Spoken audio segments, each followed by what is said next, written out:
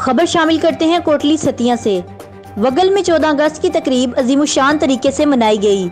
इस अजीम दिन पर पैंकल खिदमत फाउंडेशन की जानिब से तहसील कोटली सतिया के तमाम माजूर अफराद में व्हील चेयर तकसीम की गयी।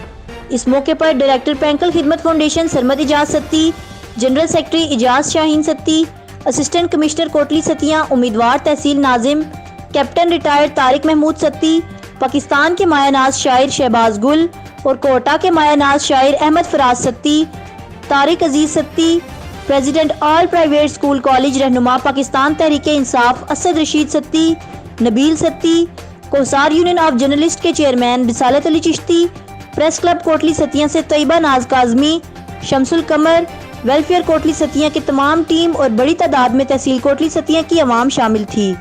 Report bureau chief Zafar Saeed Satti.